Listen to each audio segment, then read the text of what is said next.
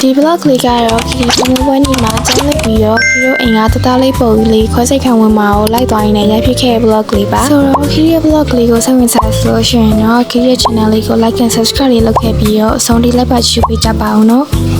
Hey guys, Kitty ပါရှင်ဒီ vlog လေးကတော့ Kitty ဆောင်းပွဲမဖြစ်ခင်တပတ်အကြိုလောက်မှာရိုက်ထားတဲ့ vlog လေးပေါ့နော်ဆောင်းပွဲကလည်းနီးနေတဲ့အချိန်မှာ Kitty ကြောင်းတရက်လစ်လိုက်တယ်ပေါ့နော်အဲ့ဒါကတော့အရှိမပြောခဲ့တဲ့အတိုင်း hero အိမ်ရဘုံလေးကခေါင်းစိတ်ခံဝင်ရမှာမဟုတ်လို့ Kitty လိုက်သွားမှာပါအဲ့လိုပြောလိုက်လို့ဘုံလေးကဘာဖြစ်တာလဲဆိုလို့ရှိရင်တော့ဘုံလေးရဲ့လက်ဘေးမှာအခုလိုမျိုးပေါ့နော်အလုံးလည်းမဟုတ်အကျိတ်လည်းမဟုတ်ရေအိတ်လည်းမဟုတ်တဲ့အလုံးတဲ့နေရပေါ့နော်အဲ့ဒီအလုံးကခွဲစိတ်လိုက်မယ်ဆိုလို့ရှိရင်ဘုံလေးတက်ပို့ပြီးအဆင်ပြေအောင်မလို့ Kitty ကိုလည်းအခုလိုမျိုးလုပ်လိုက်ရတာပေါ့နော်ဒီဗီဒီယိုလေးဆိုလို့ရှိရင်လည်း hero တွေမသွားခင်ပုံလေးအိမ်မှာတော့ရိုက်ထားတာပေါ့နော်။ तू ကအပြင်သွားရမယ်ဆိုတာတော့သိတယ်ဒါပေမဲ့ तू ခွဲစိတ်ခံနဲ့ဝင်ရမယ်ဆိုတာတော့ तू မသိရှာပါဘူး။ဒါကတော့ခီရီပါခီရီအဲ့တော့ကပြောနေရတော့မဟုတ်ဘူးဒါပေမဲ့ကိုယ့်ရဲ့ပုံလေးကဒီလိုမျိုးလုံးလုံးရှင် तू အဆင်ပြေသွားမှာပဲဆိုပြီးတော့စိတ်ကပေါ့ပေါ့ပါပဲနေရပေါ့နော်။ဒါကတော့ hero တွေလမ်းမှာသွားနေပြီပေါ့နော်။အဲ့ဒီပုံလေးဟာလေဒီ carry စီးရဆိုလို့ရှိရင်အရင်ကကြိုက်ပါတယ်။ तू ကအပြင်ထွက်နေရရင်ကိုကြိုက်နေရပေါ့နော်။စိတ်ကန်းသွားရမယ်ဆိုတာလည်း तू သိရဲ့အဲ့ဒါလည်း तू ပြောရဲပေါ့နော်။ပြီးတော့ဒီတစ်ခေါက်သွားတာ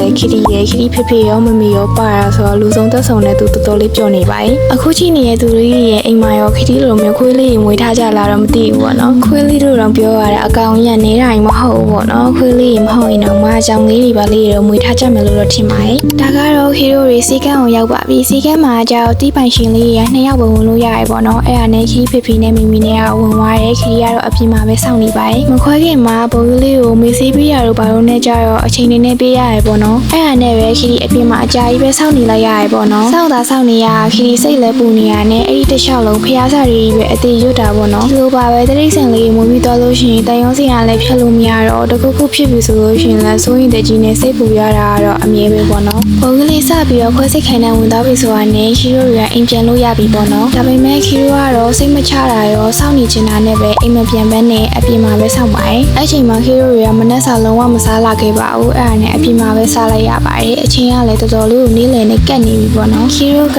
ကိုယ့်ရဲ့တန်လင်းမြို့တွင်ရန်စီကမ်းမှာပဲပြရဆိုတော့သွားရလာရတော့အဆင်ပြေရပေါ့နော်ဒီ vlog ကလည်းဘာရမဟုတ်ပါဘူးပုံလေးတို့အမတ်တရဖြစ်အောင်နောက်တော့ဒီ vlog လေးကိုရိုက်ထားမယ်ဆိုပြီးတော့စိတ်ကူးရသွားလို့ခီရိုရိုက်လိုက်တာပေါ့နော်အခုကြည့်နေစုလေးထဲမှာလည်းကိုအိမ်မှာမွေးထားတဲ့ခွေးလေးရှိလို့ရှိရင်သူတို့လေးကိုတေချာကြည့်ဆိုင်ကြပါဒီလေးတွေအချင်းချင်းအပြင်ပိုင်းမှာကိုယ့်ရဖက်ရလောင်းနေရင်ဖြစ်ကြရဲဆိုပေမဲ့ပုံလေးလိုမျိုးအတွင်းပိုင်းမှာပါထိသွားလို့ရှိရင်တော့အခုလိုမျိုးခွဲစိတ်ရတာမျိုးတွေထိပါဖြစ်သွားနိုင်ပါတယ်အခုကတော့ခီရိုတွေမနဲ့စားလဲစားပြီးပြီဆိုတော့စီကန်းကိုပြန်လာကြပြီပေါ့နော်စီကန်းပြန်ရောက်တော့လဲဘုံလေးကမပြီးသေးရဖြစ်တဲ့အတွက်ကြောင့်မလို့ခီရိုတွေထိုင်ပြီးတော့ပဲစောင့်နေလိုက်ကြပါတယ်အဲ့ချိန်မှာခီရီလည်းကိုဖုန်းနဲ့ကိုဆိုတော့ vlog ကို update နေလိုက်တယ်ပေါ့နော်ဒီ vlog လေးကလည်းခီရီ channel ထဲမှာတင်ပြသွားပါပြီဒါလေးကတော့ဘုံလေးအိမ်ကိုပြန်ရောက်ပါပြီဂျာရီကဗီဒီယိုလေးကြောင့်ခီရိုမုံမိသွားတာနဲ့ဗီဒီယိုရိုက်ဖို့အဆင်မပြေရဖြစ်တဲ့အတွက်ကြောင့်မလို့ခီရီမရိုက်လာရဘူးပေါ့နော်အဲ့ဒီတော့ခီရိုဘလောက်တောင်ကြာလဲဆိုနေ့လယ်ဆောင်ညနေ4 နာရီမှစားရတာပေါ့နော်ဘာပဲဖြစ်ဖြစ်အခုချိန်မှာတော့ဘုံလေးရိုက်နေပြန်ကောင်းလာပြီပေါ့နော်ဒါကတော့အခုလက်ရှိဘုံလေးရဲ့ဗီဒီယိုလေးတွေကိုလည်းထည့်ပေးထားပါတယ်စစချင်းခွဲပြီးတစ်ပတ်နှစ်ပတ်ကတော့သူ့ကိုဒီလိုမျိုးခေါ်လန်ကြီးတက်ပေးထားရတယ်ပေါ့နော်အခုဒီစီကက